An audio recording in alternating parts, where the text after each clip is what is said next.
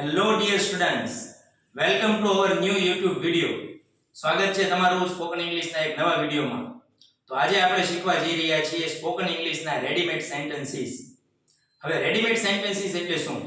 તો આ કોઈ પણ ભાષાના એવા વાક્યો છે જેનું તમારે તમારી ભાષામાં ટ્રાન્સલેટ કરવાનું નથી. મોસ્ટલી લોકોને એવો ભ્રમ હોય છે કે ભાઈ ગુજરાતીનું ઇંગ્લિશમાં આપણે ભાષાંતર કરીએ ત્યારે જ આપણને ઇંગ્લિશ આવડે છે, પણ આ વસ્તુ ખોટી છે. અહીંયા રેમત એજ્યુકેશન ગ્રુપમાં તમને 200 થી વધારે રેડીમેડ સેન્ટેન્સની પ્રેક્ટિસ કરાવવામાં આવે છે, જેથી કરીને તમે રોજિંદા જીવનમાં વપરાતું ડે ટુ ડે લાઈફનું રૂટીન ઇંગ્લિશ છે એ આસાનીથી બોલતા, લખતા, વાંચતા અને શીખતા થઈ શકે. તો ચાલો આપણે થોડા ડેમો સેન્ટેન્સીસ જોઈએ, જેના દ્વારા તમે અલગ અલગ પ્રસંગોએ અલગ અલગ સેન્ટેન્સનો ઉપયોગ કઈ રીતે કરવો તેની થોડીક માહિતી મળશે. તો વન બાય વન જોતા જઈએ. તો રેડીમેડ સેન્ટેન્સીસમાં પહેલું સેન્ટેન્સ છે હુ આર યુ, કે તમે કોણ છો. તો સામેવાળા વ્યક્તિને જ્યારે તમારે નામથી ઓળખ પૂછવી હોય, નામ જાણવું હોય, ત્યારે તમે આ વાક્ય બોલો છો હુ આર યુ, તમે કોણ છો. પણ જો આ વાક્યમાં હુ ધ હેલ આર યુ એક શબ્દ અહીંયા હેલ એડ કરી દઈએ તો એમ થાય છે કે તું નામાકુલ કોણ છો, તું નાલાયક કોણ છો. જ્યારે તમે કોઈકની મશ્કરી કરો છો અથવા કોઈકની સાથે શરારત કરો છો ત્યારે એક શબ્દ વાપરીએ જેનો ગુજરાતી મીનિંગ એમ થાય છે કે તું નાલાયક કોણ છો. પણ આપણે હુ આર યુ એટલે તમે કોણ છો, અથવા આમે કહી શકાય વોટ્સ યોર ગુડ નેમ, તમારું નામ શું છે. બીજું વાક્ય છે વોટ આર યુ. હવે વ્યક્તિનું નામ જાણ્યા પછી એનો પેશો જાણવો છે, એનું પ્રોફેશન જાણવું છે, ઈ શું કામ કરે છે એ જાણવું છે. તો તમે વોટ આર યુ પૂછી શકો. આના જવાબમાં વ્યક્તિ કહેશે, સપોઝ મારા માટે હોય તો હું કહીશ આઈ એમ અ ટીચર. તમારા માટે હોય તો તમે બધા કહી શકો યુ આર અ સ્ટુડન્ટ. તમે પોતાના માટે કહી શકો આઈ એમ અ સ્ટુડન્ટ. પણ વોટ આર યુ ની પાછળ આપણે ડુઈંગ લખી નાખીએ તો ક્રિયા આવી જાય છે કે તમે શું કરી રહ્યા છો. What are you doing. તો સપોઝ કે વ્યક્તિ સૂઈ રહ્યો છે તો તમે કહેશો આઈ એમ સ્લીપિંગ. કોઈ આરામ કરી રહ્યો છે આઈ એમ ટેકિંગ રેસ્ટ. કોઈ જમવાનું જમી રહ્યો છે તો કહેશે કે આઈ એમ ઈટિંગ બ્રેકફાસ્ટ, આઈ એમ ટેકિંગ લંચ, આઈ એમ ટેકિંગ ડિનર. તો તમે જે ક્રિયા કરી રહ્યા છો ઈ જાણવા માટે સામેવાળો વ્યક્તિ કહેશે વોટ આર યુ ડુઈંગ. ત્રીજું સેન્ટેન્સ છે વેર આર યુ. તમે ક્યાં છો. વેર છે એ સ્થળ દર્શાવે છે, જગ્યા દર્શાવે છે, પ્લેસ દર્શાવે છે. તો વેર વાળા ત્રણ વાક્ય લીધા છે. વેર આર યુ, તમે ક્યાં છો. તો આનો જવાબ તમે આપી શકો I am at school, I am at classes, I am at garden. બીજું વાક્ય છે વેર આર યુ ફ્રોમ. તમે ક્યાંથી છો. તો અહીંયા એક શબ્દનો ફેર આવે છે ફ્રોમ. તો તમે ક્યાંના છો, તમે ક્યાંથી છો. સપોઝ ફોરેન કન્ટ્રી એટલે કે આઉટ ઓફ કન્ટ્રીમાંથી કોઈ વ્યક્તિ પૂછે તમે ક્યાંના છો તો તમે કહી શકો આઈ એમ એન ઇન્ડિયન, હું ભારતીય છું. ભારતમાંથી કોઈ બીજા સ્ટેટનો વ્યક્તિ પૂછે છે વેર આર યુ ફ્રોમ તો તમે કહી શકો આઈ એમ ફ્રોમ ગુજરાત. ગુજરાતમાંથી કોઈ બીજા જિલ્લાનો વ્યક્તિ પૂછે છે કે તમે ક્યાંથી છો, વેર આર યુ ફ્રોમ, તો તમારે કહેવું પડે I am from Bhavnagar. Where are you going, તમે ક્યાં જઈ રહ્યા છો. તો અહીંયા ક્રિયા આવે છે ગો. ગો એટલે જાવ. તો તમે ક્યાં જઈ રહ્યા છો. તો માની લો કે તમે સ્કૂલે જઈ રહ્યા છો તો તમે કહેશો I am going to school, I am going to classes, I am going to market. તો વિવિધ સ્થળો જ્યાં તમે જઈ રહ્યા છો એના માટે તમારે વેર આર યુ ગોઈંગ જાણવા માટે પૂછી શકાય. પછી ચોથું સેન્ટેન્સ છે હાઉ આર યુ.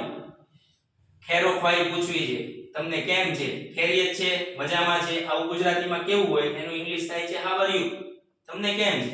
એનો જવાબ હોઈ શકે આઈ એમ ગુડ, આઈ એમ ફાઇન. તમને ઠીક છે, બહુ સારું નથી, બહુ ખરાબ નથી, આઈ એમ ઓકે. પણ સારું નથી એમ કેવું હોય તો I am not fine, I am not good, I am not okay. તો એમ આગળ કન્વર્સેશન વધતી જશે કે વોટ્સ રોંગ વિથ યુ, કે ભાઈ તમારી સાથે શું ખોટું થયું છે, ગલત થયું છે, તમને શું થયું છે, વોટ્સ રોંગ વિથ યુ. પછી એનું રીઝન તમે આપ્યો, એ રીતે કન્વર્સેશન વધતું જાય.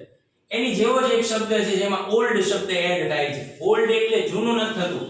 આ એક આખો શબ્દ છે હાઉ ઓલ્ડ એટલે ઉંમર વિશે, ઉંમર પૂછવા માટે હાઉ ઓલ્ડ શબ્દ વપરાય છે. હાઉ ઓલ્ડ આર યુ, તમે કેટલાના છો, તમારી ઉંમર શું છે. તો આનો જવાબ હોઈ શકે કે I am 20 years old, I am 22 years old, I am 40 years old, I am 15 years old. પણ તમે years old નથી કહેતા, સીધું એટલું જ કહો છો I am 20. તો પણ વાત બની જશે, સામેવાળાને સમજાઈ જશે કે હું 20 નો છું એટલે કે મારી ઉંમર 20 ની છે. પાંચમું સેન્ટેન્સ છે are you. શું તમે છો. at home, શું તમે ઘરે છો. are you at office, શું તમે ઓફિસે છો. are you at school, શું તમે સ્કૂલે છો. are you at shop, શું તમે દુકાને છો. are you at market, શું તમે બજારમાં છો. are you there, શું તમે ત્યાં છો. તો આના જવાબમાં તમે કાં તો હા પાડી શકો અથવા ના પાડી શકો. જો જે તે જગ્યાએ હો સવાલ પૂછનાર પૂછે છે કે તમે ઘરે છો, આર યુ એટ હોમ, તો તમે કહી શકો yes I am at home. જો તમે ઘરે નથી, માર્કેટમાં છો, તો તમે કહેશો no I am not at home, I am at market. Are you a student? Next sentence છે કે શું તમે વિદ્યાર્થી છો? સામેવાળો વ્યક્તિ શું છે એ જાણવું છે. Are you a student? Are you a politician? Are you a teacher? Are you a Muslim? શું તમે વિદ્યાર્થી છો? શું તમે ટીચર છો? શું તમે મુસ્લિમ છો? શું તમે પોલિટિશિયન છો? જો વ્યક્તિ હશે તો કહેશે કે yes I am a student. પણ હું સ્ટુડન્ટ નથી, હું મ્યુઝિશિયન છું, મારે એમ કહેવું છે. No I am not a student, I am a musician. Are you an Indian? પાછો આર નો પ્રયોગ આવે છે. આર યુ શું તમે છો? જેનો જવાબ હા નામાં આવશે ફરી વખત. Are you an Indian? શું તમે ભારતીય છો? Are you Gujarati? શું તમે ગુજરાતી છો? Are you American? શું તમે અમેરિકાના છો? Are you an African? શું તમે આફ્રિકાના છો? જો હોય તો સ્વાભાવિક રીતે અત્યાર સુધી જોયું એમ યસ કરીને વાક્ય બોલવાનું છે, અને જો તમે નથી તો તમારે ના કરીને વાક્ય બોલવાનું છે. પછીનું સેન્ટેન્સ છે વાય. વાય એટલે શા માટે અથવા કેમ. Why are you late? તમે કેમ મોડા છો? આવા વાક્યો પણ રોજિંદા જીવનમાં વારંવાર લોકો પૂછતા હોય છે કારણ જાણવા માટે.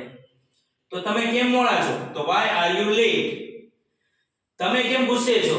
Y are you angry? જુઓ, વાક્યનો પ્રકાર એક સરખો જ રહે છે, માત્ર શબ્દ ફરવાથી મીનિંગ બદલાઈ જાય છે. શા માટે મોડા છો? Why are you late. શા માટે ગુસ્સે છો? Why are you angry. શા માટે ઉદાસ છો? Why are you sad. શા માટે તમે કન્ફ્યુઝડ છો? મૂંઝાયેલા છો, ગભરાયેલા છો, આવું પૂછવું હોય વાય આર યુ કન્ફ્યુઝડ. એ જ વાક્ય રચના શબ્દ ફરી જશે. પછી કેવું